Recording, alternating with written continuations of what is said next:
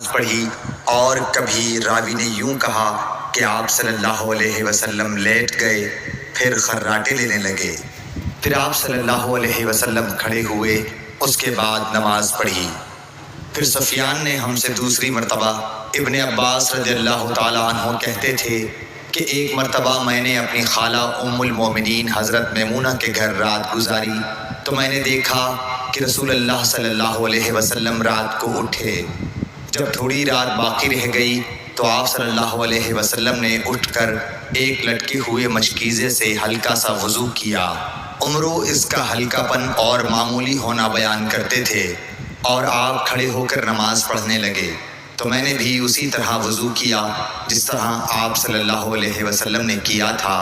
پھر آ کر آپ کے بائیں طرف کھڑا ہو گیا اور کبھی سفیان نے ان یسارہ کے بجائے ان شمالہ کا لفظ کہا، مطلب دونوں کا ایک ہی ہے۔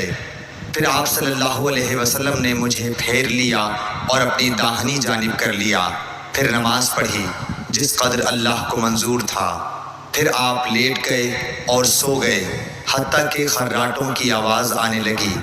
پھر آپ کی خدمت میں مؤذن حاضر ہوا اور اس نے آپ کو نماز کی اطلاع دی۔ آپ صلی اللہ علیہ وسلم اس کے ساتھ نماز کے لیے تشریف لے گئے۔ پھر آپ نے نماز پڑھی اور وضو نہیں کیا۔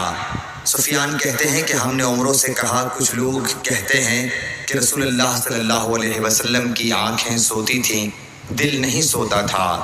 عمروں نے کہا، میں نے عبید بن عمیر سے سنا، وہ کہتے تھے کہ انبیاء علیہ السلام کے خواب بھی وہی ہوتے ہیں۔ پھر قرآن کی یہ آیت پڑھی، میں خواب میں دیکھتا ہوں کہ میں تجھے ذبح کر رہا ہوں۔ صحیح بخاری حدیث نمبر 138۔ رسول اللہ صلی اللہ علیہ وسلم میدان عرفات سے واپس ہوئے۔ جب گھاٹی